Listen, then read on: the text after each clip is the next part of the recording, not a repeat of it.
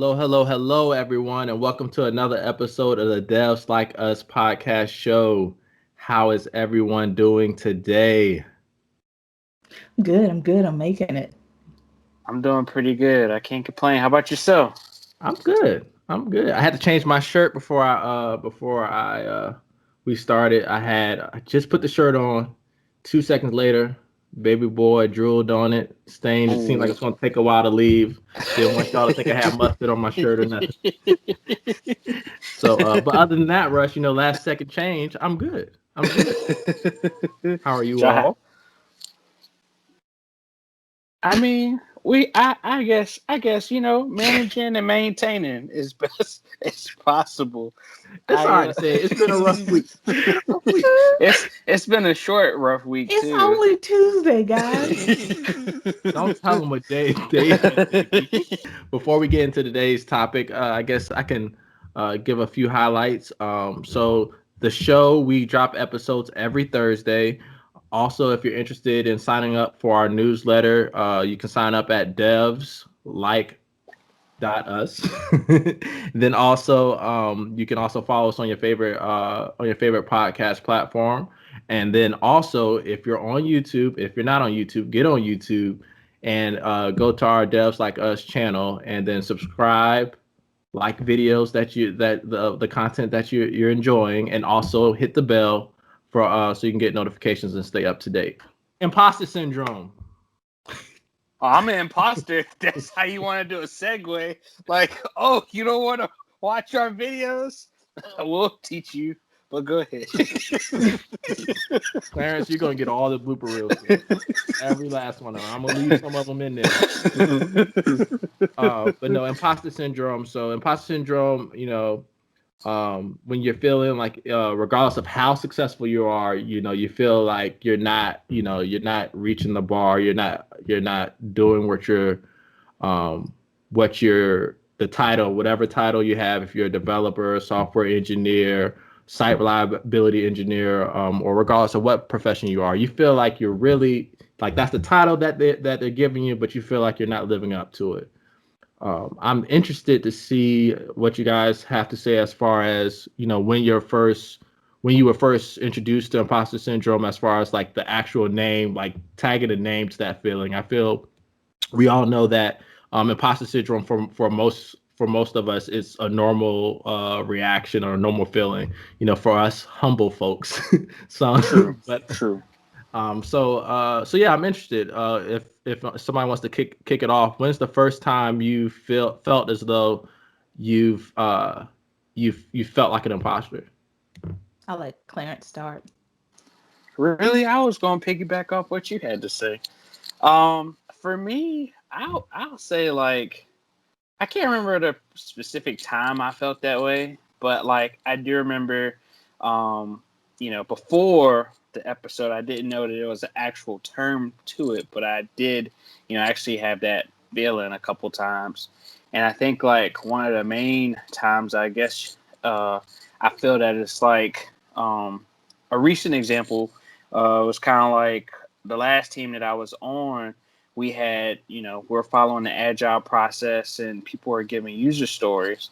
And as we're divvying them up, I was giving some user stories and, I didn't know what they were. I didn't know how to, implement them. And at that moment in time, I really felt like, what am I going to do? Like, how am I going to get this done? They gave us 2 weeks, but it's like, it's going to take a day to kind of figure out. I mean, it definitely made me question myself because I just felt like, you know, at that given moment, it felt like, my back was against the wall and, there was no like, light at the end of the tunnel. Like I was deep in the tunnel. But that was kind of like the most recent time.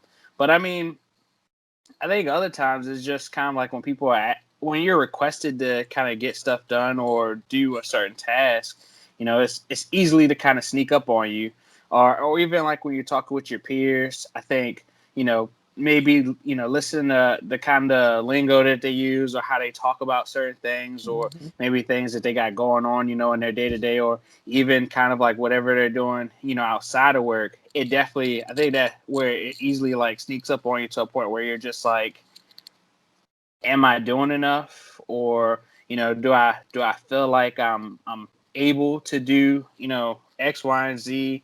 I think the big question mark just pops up, If your whole life gets questioned in the blink of your eye, you don't know what to do sometimes.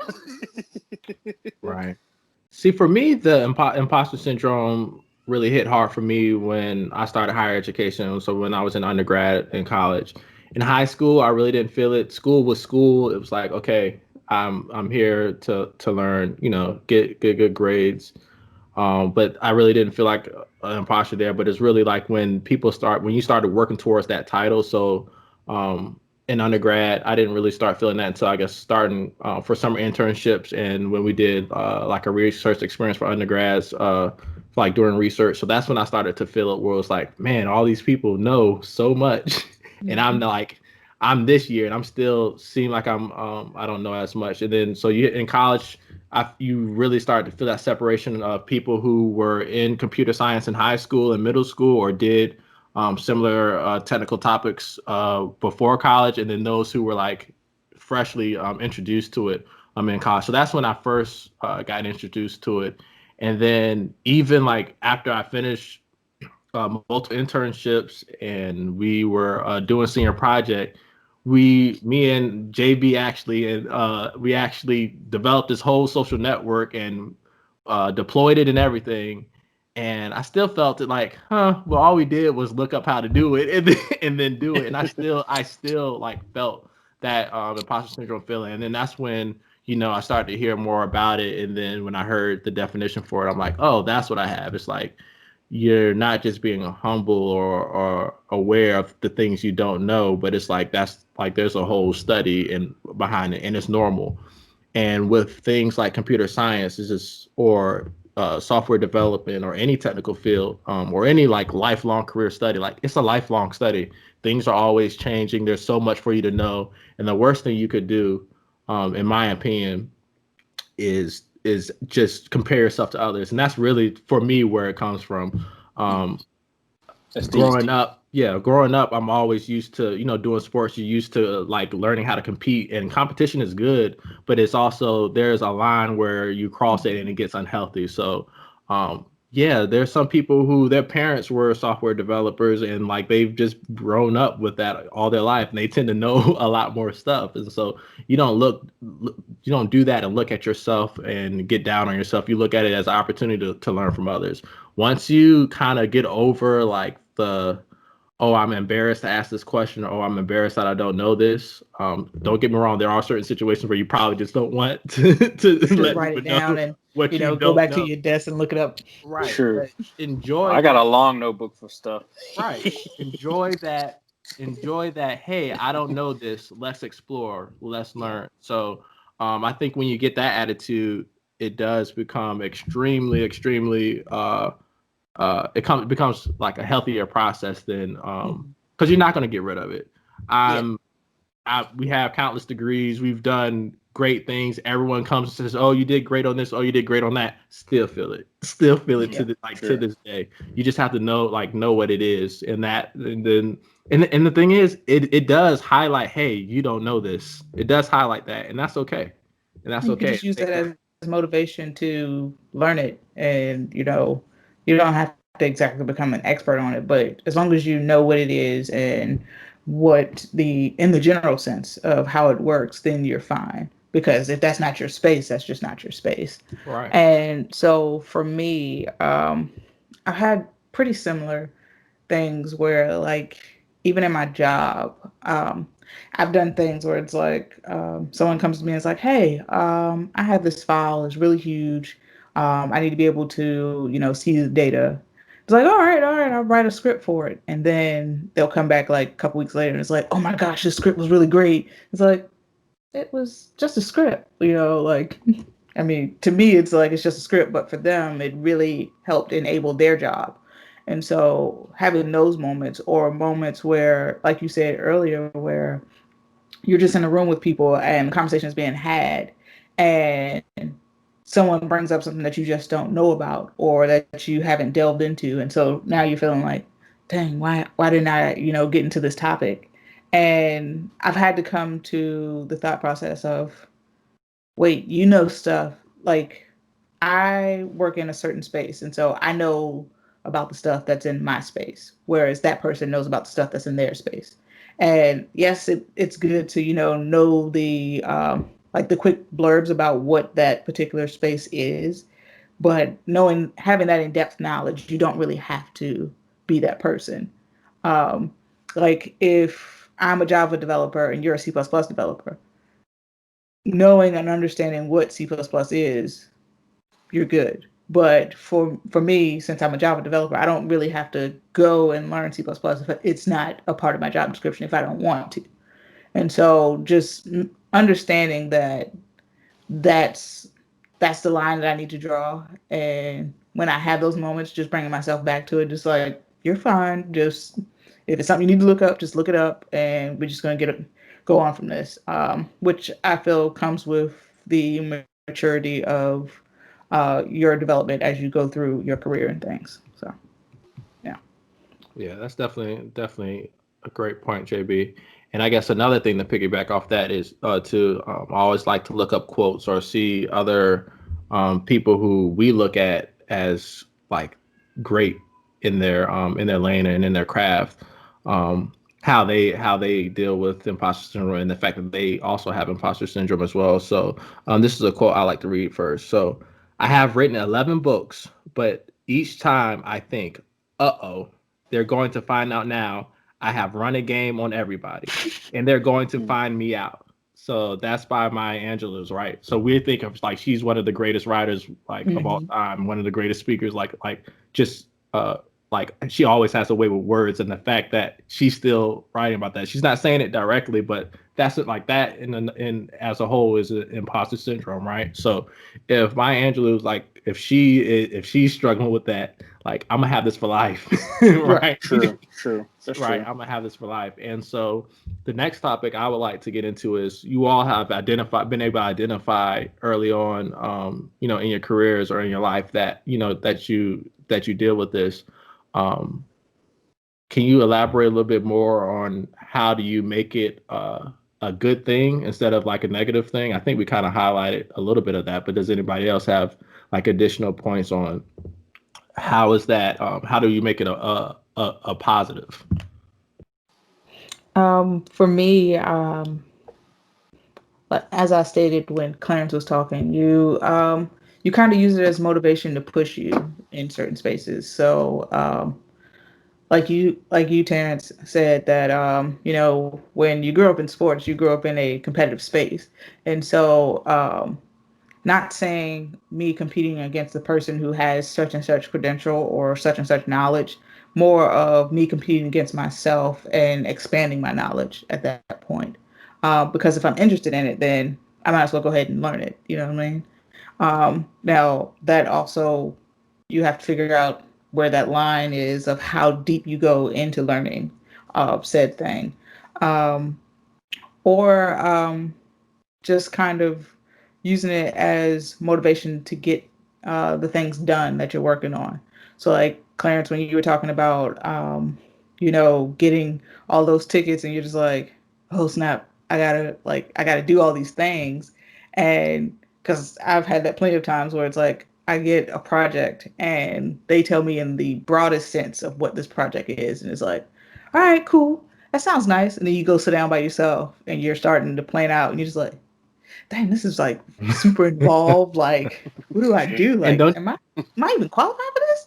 JB, don't you love it when they say, "Oh, this should just be Yeah, Yeah. quick it'll one." take I'm a like, day. It'll take a couple hold on, hours. You hold can on, knock hold it on. out. We all have different levels of experience. Don't be putting your weight on my ticket. Let me Exactly. weight the ticket how I Yeah. need to Especially if weight I'm this ticket. like new to the space, it's just like your quick, my quick, not the same. You were Yeah. the one developer that started this application. Now we have 10 others, but you started this. So I'm still trying to figure out how you do X, Y, and Z. And so, You need to have a topic on that as well. yeah, we definitely should. About like, Yeah. The because you know how planning you process and in your boot camps or in school you create the application and like it's yours and it's just like maybe with 2 or 3 files or no. What are you gonna do when you get that? That big project. Yeah, and like that it's Yeah. been around for that 30, years. 40 file project. And it's just like, Yeah, times 4. and it's Yeah. like, so I need you to go in there, find this particular thing that's only like a couple of lines of code. I need you to tweak it to, do this other thing. It's like, well, which file is it? Oh, we don't know. That's for Yeah. you to find out. And It's the what? worst thing is when the person that built it retired or died. Oh, morbid. Hey, They're I've dead. I've had I've had I've had that happen, and it's just like, what? Like, rest in peace. But geez, can I call you? Jesus is on the main line. I'm telling what you want. He the blooper reel king this episode. Blooper reel king. All right, so back into it, Clarence. Stop it. I'm sorry. I forgot where I was. I think you had wrapped up, Jay, or did you wrap up? No, I wasn't yet. You were explaining how you did the So code. Yeah. like when you're going through the planning phase and you're sitting down, you kind of take that time to really hone yourself back in. It's like, all right, we've seen what the grand picture is supposed to be. So now let's break this down into parts and break it down into little chunks so that we can get this thing done and get it out and get it rolling. Which was really good because I've been reading a book about doing that now because Oh, please share if you don't mind. since you said it's a book called The One Thing. Recommend. Hold on, JB. This is the moment. This is our first book we're recommending. All right, you're sure to say it for the listeners as well, for the podcast folks. Yes, it's called The One Thing, and it's by Gary Keller with Jay Papasan. And so in the book, it's basically telling you how you should, focus on one particular thing that's important. Because when we're trying to multitask, nothing really gets done. Like in a completed state, it's more of, all right, you spent a little time here, you spent a little time there. Whereas if you say, all right, what's the most important thing for, let's say, this application to run? All right, look, well, let's start with that piece first. And then you kind of just do the one thing for as you go, because that's pretty much starting your snowball effect. And gets the wheels turning. What you got? So I can tell my Scrum Master I only need one ticket at a time. I don't think it works that way. No, that's not how that works. Maybe one a Scrum day. Master gonna have a nice little chat with you about. So we don't think this is gonna work. Team lead, Scrum Master. I feel like if I read that book, it's gonna come from my whole life. I feel you preaching and talking to me right now. It's receive it. It is preaching to my life, but it's preaching to my life in more of my life in general as opposed to just programming. Because that's what I mean. Programming, I can generally like bring myself back down and say, all right, let's focus. All right, what's the things that we need? But when it comes to the general sense of you being in the office and you have emails, phone calls, people stopping by your desk, while you also have, this paper that you have to write while also writing your programs. And it's like you're trying to do all these things at one time. And Slack notifications. Yeah. Those two. All of those Slack notifications. But, just having just taking the time to say, all right, for this period of time, I'm going to focus on my emails. And for this particular period of time, I'm going to focus on, writing X amount of code or, getting this particular function done before I do anything else. Because when you're constantly switching from one thing to another, your brain is actually having to, make that context switch. And sometimes it takes a little bit. Oh, yeah, it takes a while. You're like Like, True. yeah, so like if you're in the office and you're like in the groove and you're programming and things, and then somebody comes in and says something to you, you're just like, okay, and you have that conversation with them, and then you get back to your desk and you're just like, what the What heck was was I I just doing? doing? Don't you Yeah. love those days when it's like 5 hours go by and it felt like 20 minutes and you're like, oh, I was in the zone. Yeah. And then somebody comes get you out of it, and you just like, dang it, I don't even feel like getting back into it no more now. Like, Right. but yeah, That was good, JB. Now you got me a little, I'm a little sad I wasn't the first one to bring out a book on this show. So if I do ebooks, so should I share my screen when I want to share a book? nope. You better print out better do a printout of the book cover and just sit there with the piece of paper. Yeah. Yeah, I miss physical books, so it feels like knowledge. Yeah. True. Yeah, I got a whole library of books that some been touched, some haven't, but they're there, ready. I've moved 2 or 3 times and I'm like, yeah, these books, yeah. Unless I absolutely have to get it. Makes Not sense. happening. But yeah, that was good. I just like the feel of the book. Yeah, no, I get it. It took me a while to get used to reading the digital books. I still feel like I read slightly slower. Mm. But yeah, so all right, so we've covered a lot for imposter syndrome. How we've all been around some extremely, extremely, extremely, extremely, extremely, extremely, extremely Ooh, smart people, man. like Oh, okay. really smart people.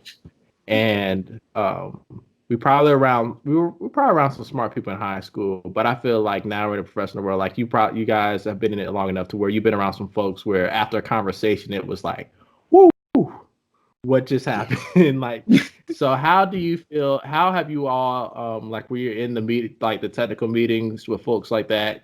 You're not understanding something. How often do you have a ratio? How often you like stop? Let me get this clarification. Like, how do you guys deal with those scenarios? Do you guys understand like the scenario I'm talking about when you're in Yeah. like that technical meeting and this person is like the subject matter expert of like all subject matters, and it seems like Yeah. he hits on Yeah. everything. I don't know if you all like. I've had the great opportunity to be around a number of these people, and regardless of how much you study or know, you just won't be like them, and it's okay. Hey, it's okay. It doesn't mean you're not good at what you do. There's some things that you're still like your employer probably needs you for that they just don't do. But when they do well. Like they're on it, True. True. right? So how do you all deal with like working with people like that? And imposter syndrome is starting to creep heavy on your back. So I think so. I have a few friends that are like that, and one guy that I talk to a lot. It's so funny. He's like, I'm pretty sure all this is going over your head, but I'm glad you're there to listen. Oh, he hit you.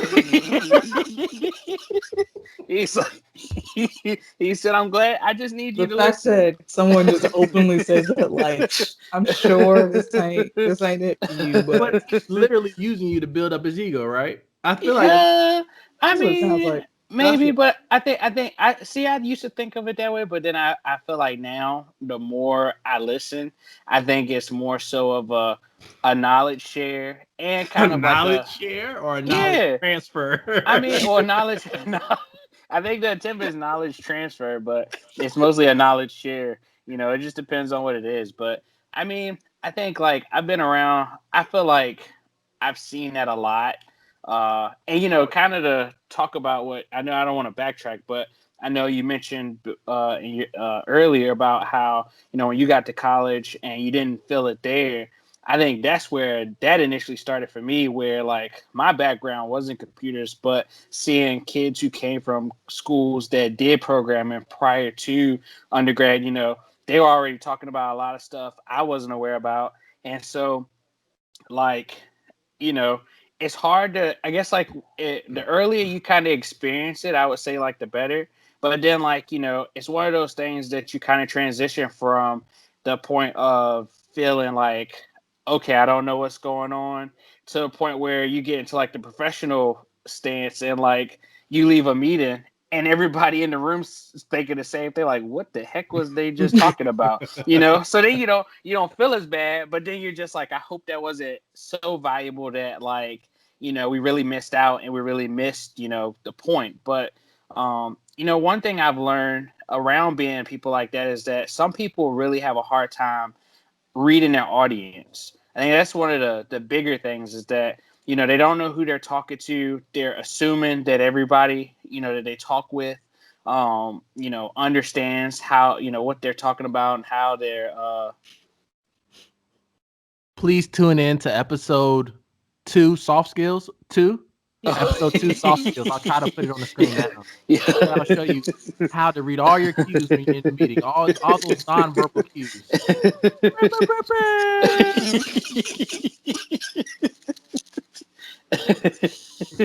Oh God. So you just Terrence left has all the the meeting. plugs You today. just left the meeting All and the plugs.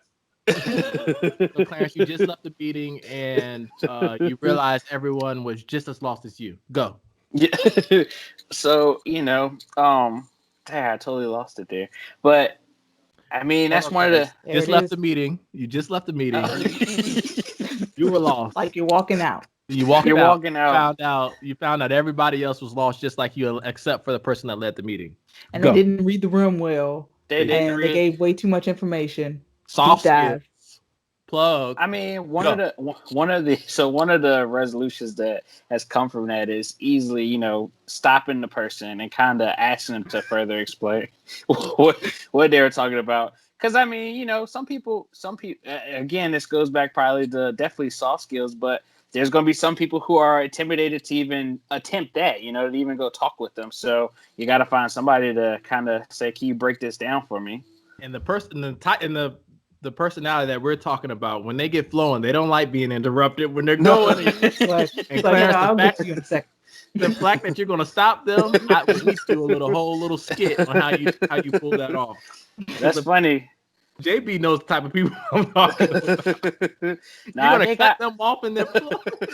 I think I know what you're talking about, because I knew this guy.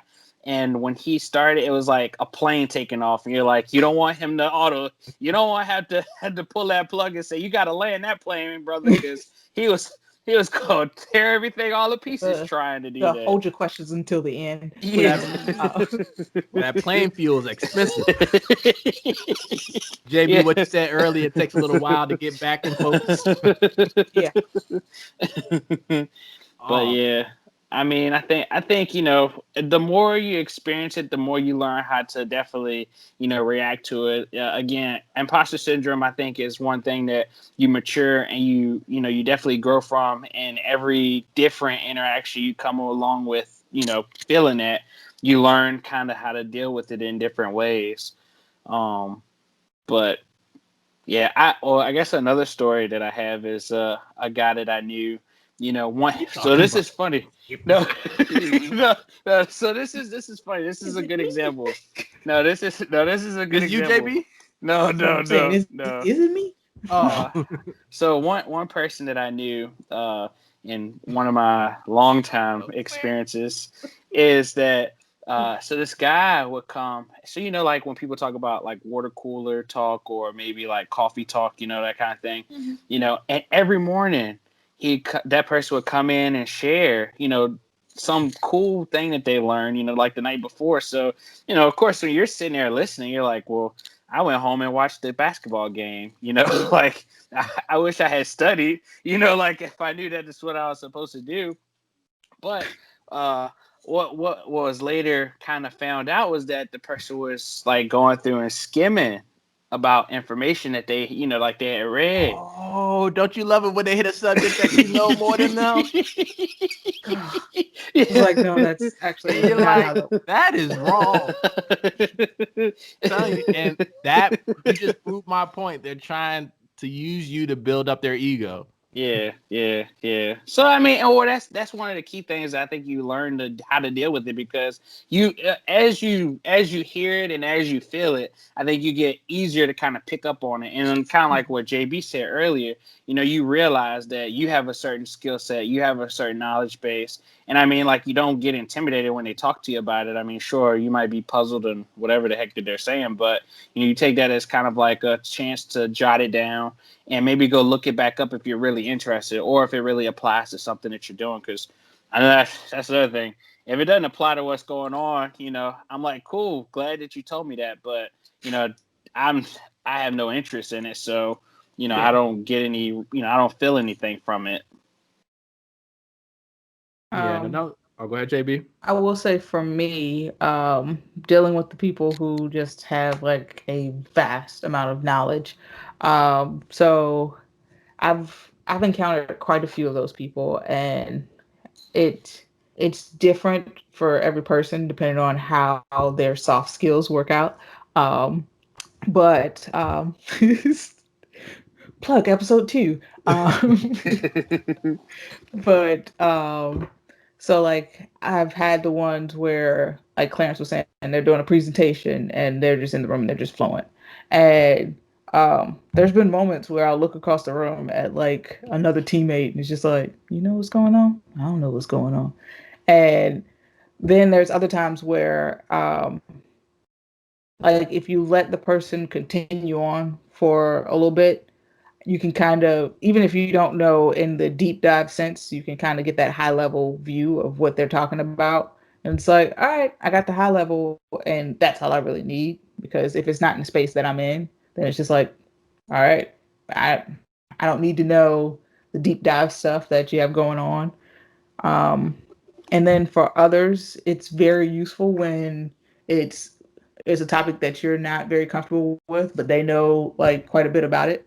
Because it's just like, yeah, so like for me, I've done little to no work in the Docker space, and so there's a guy at work and be like, yeah, so you need to just do this, this, and this. And it's just like, oh, okay. And so it's like you've already laid out, all the things I need to do. And so for me, it's like, all right, let me go ahead and write that down and, go ahead and do it. And while I'm doing it, of course, look up what is actually being done so that I can understand it and reuse it for later on in life. But yeah. Yeah, that's a good example as well. That's definitely a good example. I think So, one thing to add. Oh, sorry. Go ahead. no, go ahead, Clarence. You got it. Uh, I was gonna say just one more thing to add is that I feel like a lot of times, when you talk about kind of like the person building their ego, some people really have a hard time explaining things, and in Yes. a lot of cases, I remember in school, we would hear some of that stuff, and you're just like, how does it relate? But finding some simple, you know, for math, for instance, you find like a simple everyday use kind of item that you could kind of use as an example. You hear that and it's like everybody's like, oh, well, why didn't how come the other person didn't kind of put it in that terms? And I know everybody hopes that you're educated to some certain level, but in some cases you need like those day to day real examples, kind of to really get an understanding of what somebody was trying to say. Yeah. For sure. For sure.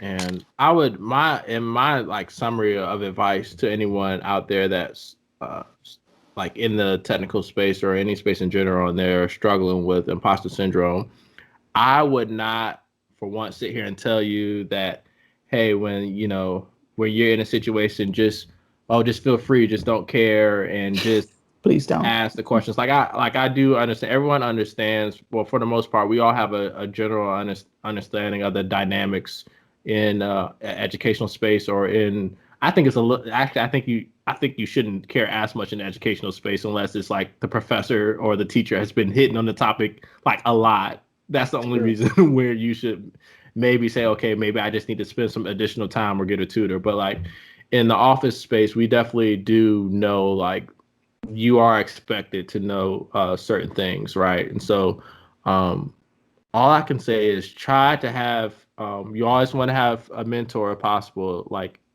either within your actual employer or somebody that's in the same field as you. They don't have to necessarily be with the same at the same organization that you work with, but it's good to have a mentor. But then just you should really have to learn how to. It's really a soft skill, like feel out how much room you have. Like first of all, whenever you can show up early and put in like really good hard work, people don't people do really like enjoy somebody that's willing to volunteer and to work hard. So do those things that you can do to build up leverage to where your boss and your manager is saying, oh, that such and such is really working hard, put in effort. And I think we all know, like, when you're building up leverage to where, hey, if you don't know something, you can be in a comfort zone where saying, hey, I'm in a safe space. It's okay for me to ask something, or it's okay for me to have that feeling. And once you're in that comfortable space, like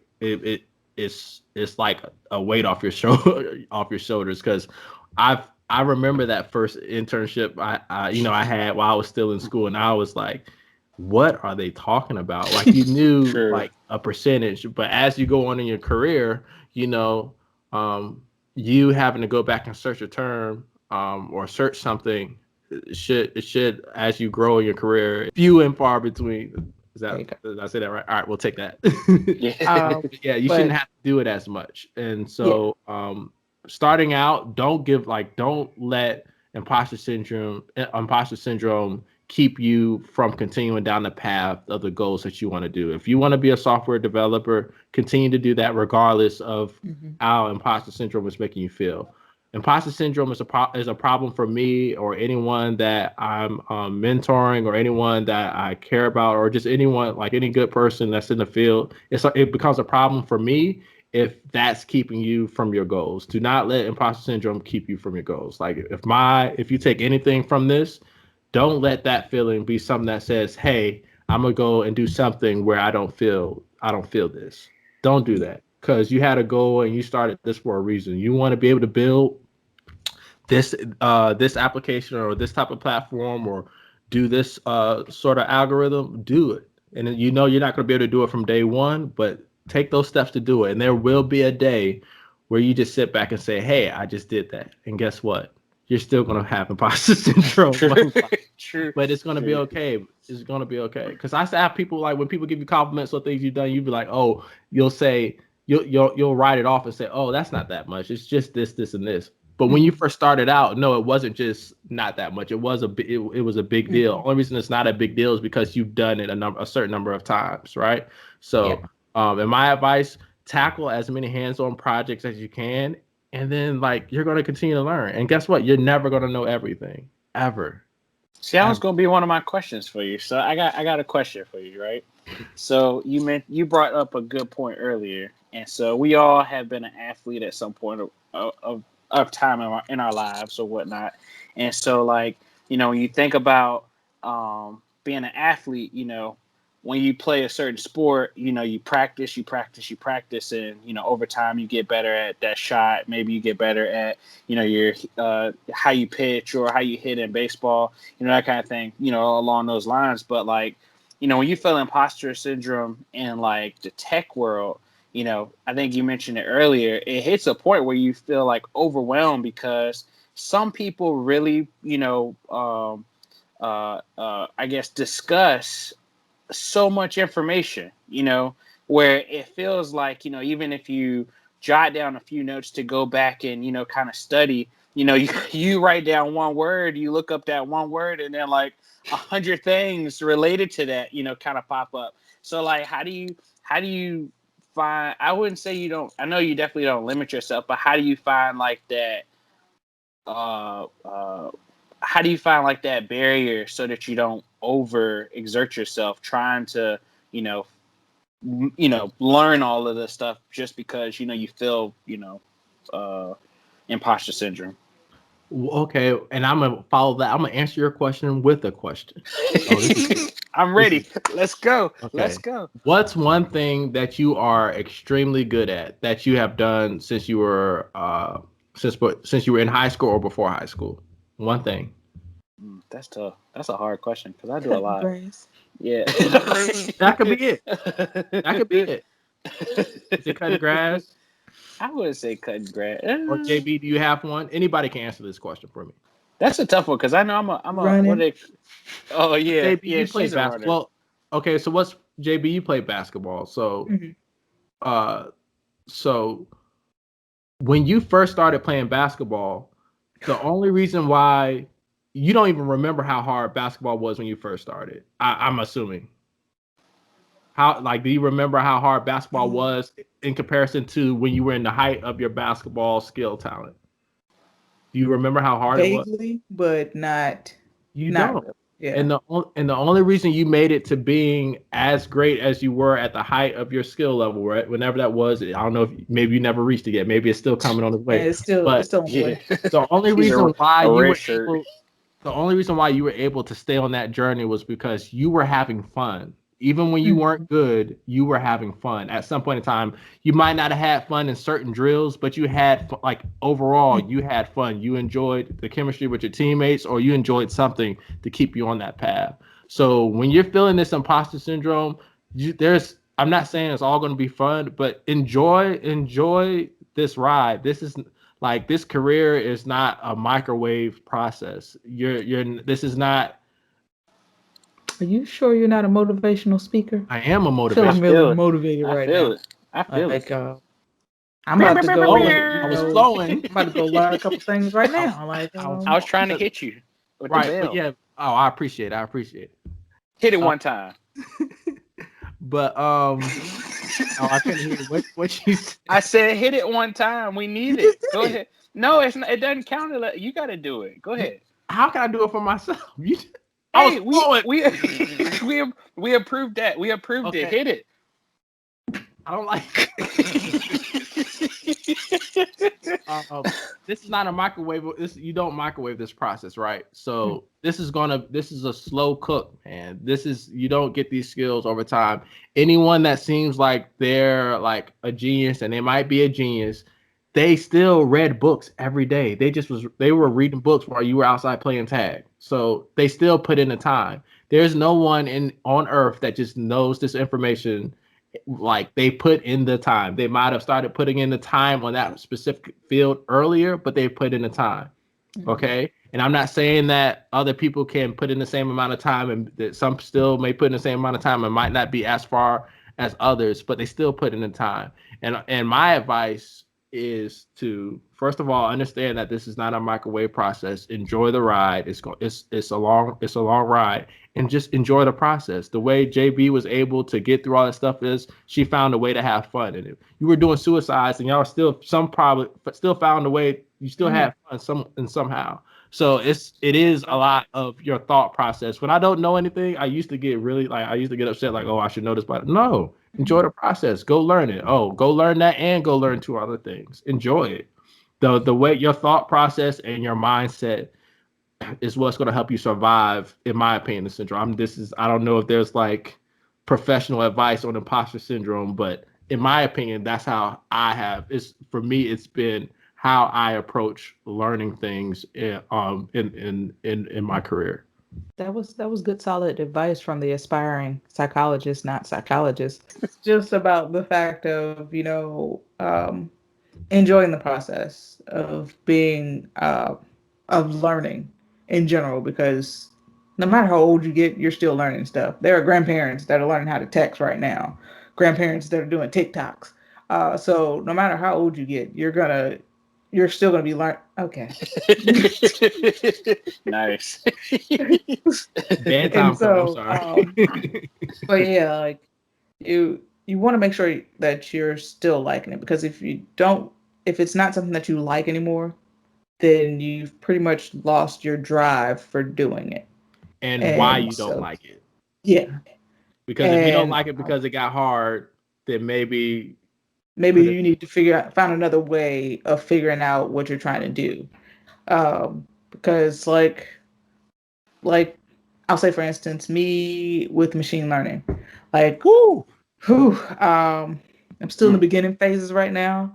And when I tried like the fire hose type of start, it was like, the heck is this? And why am I doing this? Why am I putting myself through this? I'm already a good developer. Like, why do I need to know machine learning? Like, trying to give myself all these outs for learning it. And now that it's a part of my project, it's like, okay, we really got to learn it now.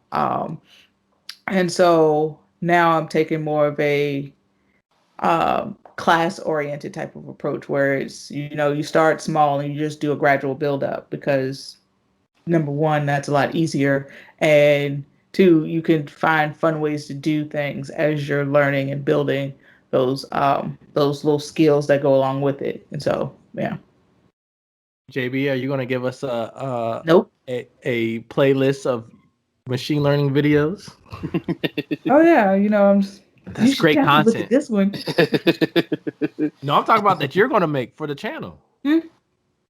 We'll talk offline. Yeah, that'll be an Yeah, offline. That'll be an offline. Yeah, I like that's that, an offline JB. question. You're not going to commit. You're not going to commit to nothing. Machine learning playlist. Man. So I guess another question though. So this is what I really want. I'm trying to see if I could get. I know you put a lot of did I gems not answer out. your question? No, Yeah, you that's pretty much what put he's saying. You put a lot of gems out, but I'm still, when you think about imposter syndrome, I think this is a reality of like, so let's just say you're enjoying the process, you're learning a lot, but like you still hit that wall of like, I don't know enough, I haven't learned enough, or You're like you going to hit just. that wall. I know. I You get go that. you get I get that. I get that. But I guess like you when find you some rope. You find somebody that helps you get over that wall or get around. I'm sorry. Go ahead. Keep going, Sam. I think That's my answers are good enough. No, that was no. I think you had a really good answer the first time. I just said that I know. I guess like I'm just piggybacking on the reality of imposter syndrome, where you just feel like you've enjoyed it. You feel like you learn enough. You feel like you really have improved. And such. But like you hit that wall harder the second time. Now what? Can you be a little bit more concrete? So, I mean, the wall is concrete. Clarence has been on this whole morbid theme. First, he started off with a coworker dying, and now you got to use their code. They weren't a coworker, but no. Now we're running into walls, but another wall. I think I just want to make sure. So I will say, like I stated earlier, you kind of have to figure out how far you want to go on a particular topic. So if you feel imposter syndrome because there's a topic that such and such knows and they went over your head during that conversation, and now you're like, wait, I gotta learn this information, and then you go and do your study work, and you're like, all right, feel like I'm at a pretty good spot, and then you have another conversation with them, and it's like, all right, I get it, and then it just goes over your head. That at that point is a conversation that you have to have with yourself of, do I need to continue down this space? Like, is it important to me and my career at this point for me to continue to learn that particular topic? If the answer is no, then you let it go. Is that your answer to Clarence's question? Yeah. Okay, let's submit it and see if he takes it. Submit it. See if he takes that. All right, let's hear what he has to say. You got anything else to add, JB? That's it? I mean, I was gonna say if the answer was yes, then you just continue on learning, and I really did like that answer. I think that was definitely the answer that I was looking for. Only reason why I asked it the second time was just because like you got to be real when you think of imposter syndrome, is that you're gonna hit it multiple times, and it might be deeper the first, it might be deeper the next time. No. I said I liked your answer. It wasn't that I didn't like your answer. I would just say, let's be real.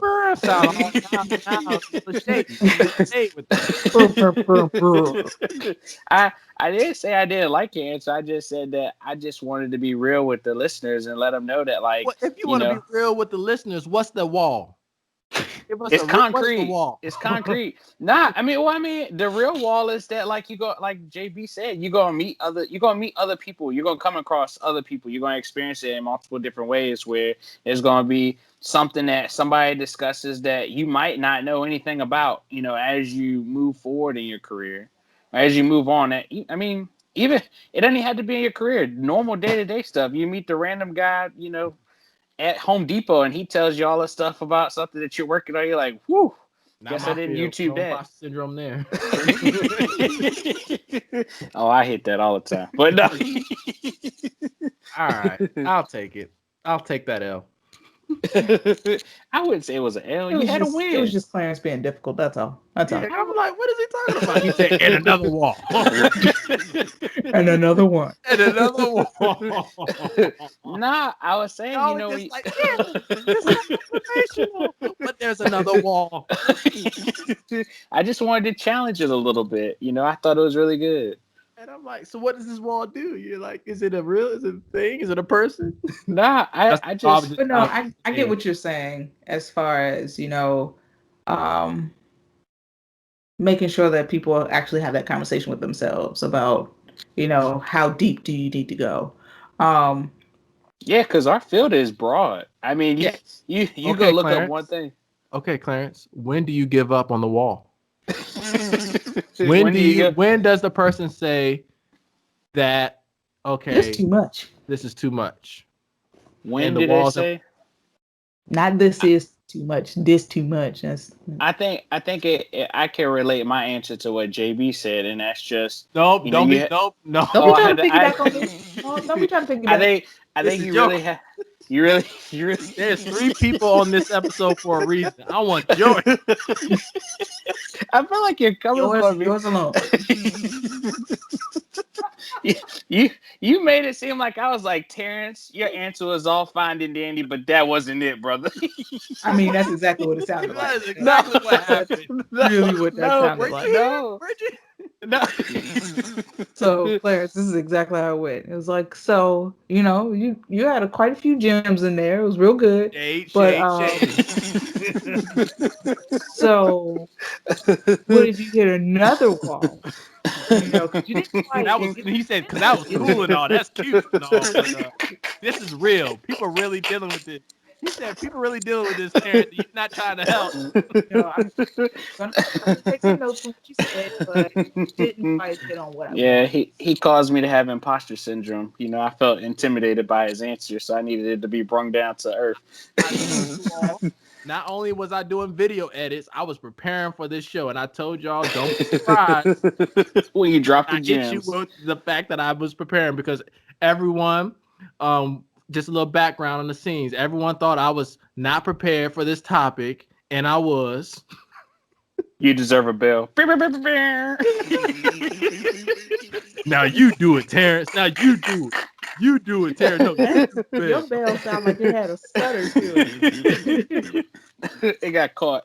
But the car wouldn't start. No. But oh, man. All right, so let's reel it in, though. So do any of y'all have, like, your main takeaways for the audience that, like, if we said a lot, so some people might have taken some things, others might have taken some other nuggets from what we've been saying. But what, from each of you, like, what's the biggest takeaway that you want to make sure folks remember within imposter syndrome, and how they can deal with it, or the negative effects, pros or cons? What's the biggest takeaway from that you want them to have? Going back to your Maya Angelou story, and about how she still felt that she she still had that moment of imposter syndrome. The moments won't stop coming, but how you handle them should get better as you go along. And so you should always learn from the last time that you saw this particular, we'll call it the little green monster or whatever, because it's stealing your confidence. But you talking about the wall? Yeah, that doggone wall. But all right, that's the last time. I'm sorry. It's coming back up again. Don't worry.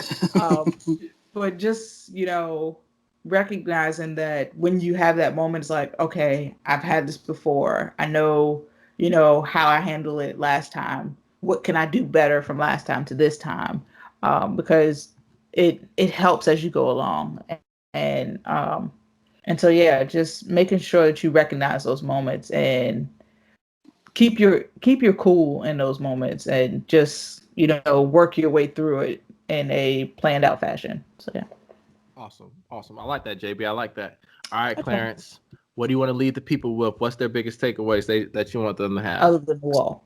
So for me, the biggest takeaway is that, I feel like imposter syndrome, it never really goes away. But one thing that, you should always remember is that, as JB said, is that, as you get more familiar with kind of seeing it, you just learn how do you handle it. And that's pretty much in all aspects of however form that it shows up. And just to remember that, just because you might not know said topic that somebody is talking to you about, you might also give them imposter syndrome in return for something that that they had no clue about. So, from that, you just, continue to build your confidence, be a avid lifelong learner. Don't be afraid to step out of your comfort zone. Be sure to just, try to stay up to date and just, do your very best, in everything that you do. Just give it your best foot forward, really. I like that. I like that, Clarence. Thanks. So So TP, what you got? yeah, so for me, it's just reiterating what I stated earlier. If this is something, I always say, when you approach, when you have that feeling, always look back at, hey, why did I start this? What was the end goal that I wanted? And find a way to enjoy the process while you get to that, and just know that this is a slow cook. This is not something that's going to happen overnight. Celebrate the small wins. Yeah. You Small if wins you matter.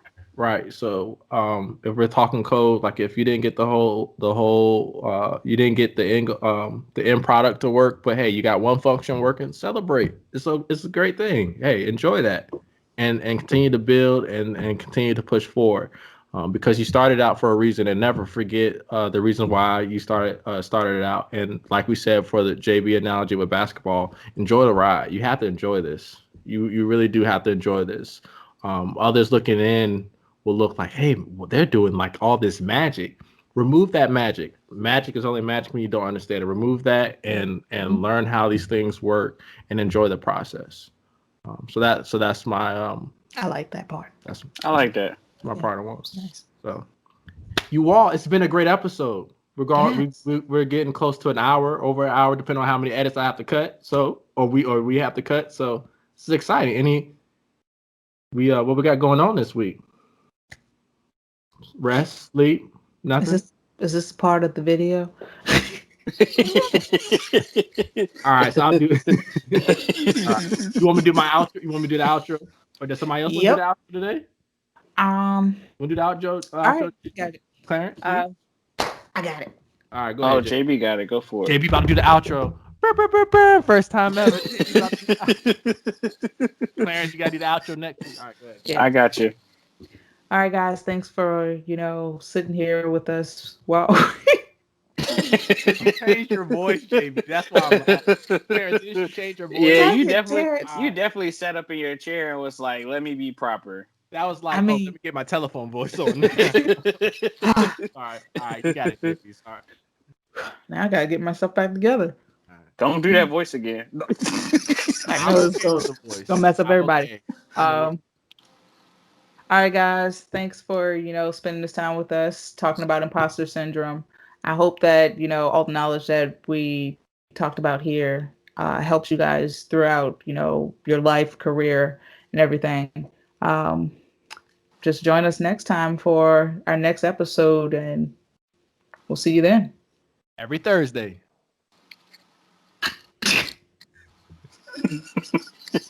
All right. Stop recording, JB.